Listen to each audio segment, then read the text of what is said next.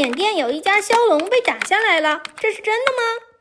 缅甸确实有战机坠毁，但不是枭龙，而是老旧的歼7系列。但你知道吗？这已经是缅甸2年内摔的第2架同款战机了。听小智咔跟你说。6月10日，缅甸空军事故，3个欧亚时报抢先造谣，声称枭龙被便携导弹给击落了。结果残骸照片曝光，涡喷发动机加黑色起落架，明显是歼7的系列特征。这已经不是第一次了。